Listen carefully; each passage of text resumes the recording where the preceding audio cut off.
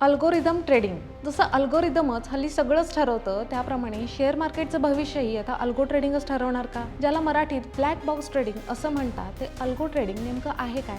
सगळं समजून घेऊया. पण त्याआधी फायनान्स या विषयातील चांगली माहिती घ्यायची असेल तर आमच्या नव्या कोऱ्या मनी मॅक्स मराठी, हिंदी आणि इंग्रजी चॅनलला सबस्क्राईब करायला विसरू नका. अल्गोरिदम ट्रेडिंग म्हणजे जेव्हा तुम्ही शेअर्सची खरेदी विक्री करण्यासाठी स्वतः विचार किंवा अभ्यास न करता, स्वतः ॲक्शन न घेता एखाद्या कम्प्युटर प्रोग्रामला सूचना देऊन ते काम करवून घेता. म्हणजेच काय तर समजा तुम्ही प्रोग्रामला सांगितलं की जेव्हा रिलायन्सचा शेअर 50 रुपयांनी पडेल तेव्हा तो विकत घे आणि जेव्हा 20 रुपयांनी वाढेल तेव्हा तो विकून टाक. ही कमांड दिली की जेव्हा भाव पडेल किंवा वाढेल तेव्हा कम्प्युटर फ्रॅक्शन ऑफ सेकंदात तुमचा हा नियम अंमलात आणतो. पण मग यात वेगळं काय? इंडिकेटर सुद्धा माहिती दाखवून हेच सांगतात आणि त्यावरून तर आपण ट्रेडिंगमध्ये कोणता शेअर कधी विकायचा हे ठरवतो. पण हा प्रकार जरा वेगळा आहे. सामान्य ट्रेडर फक्त चार्टमध्ये 2 ते 3 इंडिकेटर पाहतो, पण प्रगत अल्गो एकाच वेळी निफ्टीच्या 50 स्टॉकचं कोरिलेशन पाहू शकतो. ऑप्शन चेन मधला डेटा डीके आणि ग्रीक सेकंदाला कॅल्क्युलेट करतो. एकाच वेळी 100 पेक्षा जास्त स्ट्रॅटेजीज बॅक टेस्ट करून त्यातील सर्वोत्तम असणारं निवडतो. हे मानवी मेंदूला एकाच वेळी करणं तसं अशक्यच असतं. आता हे वापरताना रिस्क कशी कॅल्क्युलेट केली जाते?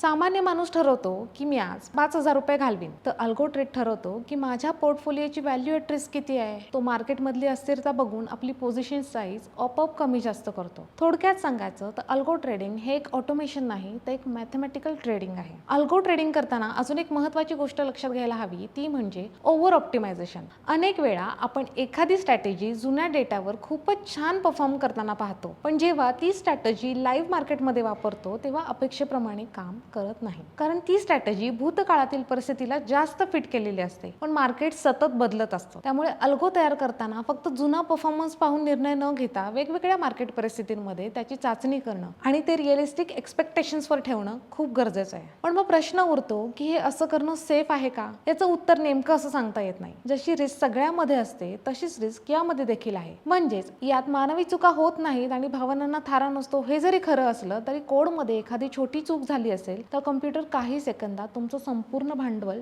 संपवू शकतो. सोप्या भाषेत सांगायचं झालं तर अल्गो ट्रेडिंग हे एखाद्या रोबोटिक शेफ सारखं आहे. जर रेसिपी बरोबर असेल तर जेवण उत्तम होईल, पण जर रेसिपीत मिठाऐवजी साखर लिहिली असेल तर रोबोट तुमचं संपूर्ण जेवण खराब करू शकतो. अल्गो ट्रेडिंग मध्ये आणखीन एक महत्त्वाची गोष्ट म्हणजे सिस्टीम फेल्युअर, म्हणजेच तांत्रिक अडचणी. तुमचा अल्गो कितीही चांगला असला तरी जर इंटरनेट बंद पडलं, सर्व्हर डाऊन झाला किंवा ब्रोकरच्या सिस्टीम मध्येच प्रॉब्लेम झाला तर तुमचे ऑर्डर्स वेळेवर एक्झिक्यूट होणार नाहीत किंवा अडकून पडतील. अशा वेळी नुकसान होण्याची शक्यता वाढते. त्यामुळेच अल्गो ट्रेडिंग करताना फक्त स्ट्रॅटेजीज नाही तर स्टेबल इंटरनेट, रिलायबल प्लॅटफॉर्म आणि थोडंसं मॉनिटरिंग करणंही गरजेचं असतं. जर तुम्हाला असं वाटत असेल की हे ट्राय करून बघायला हवं तर मग या 3 इझी स्टेप्स फॉलो करा. साधारण महिनाभर तुमची स्ट्रॅटेजी लावून पहा. त्यात खरोखरचे पैसे टाकू नका. महिनाभर बघा की सिस्टीम नफा देते की तोटा, त्याचा व्यवस्थित अंदाज घ्या. एवढं झाल्यावर तुमचा सिस्टीमवर विश्वास बसला की अगदी छोट्या रकमेने सुरुवात करून बघू शकता. यासाठी एका स्ट्रॅटेजीवर अवलंबून न राहता 2 ते 3 वेगवेगळ्या पद्धतीचे अल्गोज वापरून पहा. मार्केटमध्ये सध्या अनेक अल्गो प्लॅटफॉर्म आहेत, त्यांची माहिती घ्या. पण हे प्लॅटफॉर्म मोफत नसतात. त्यांची फी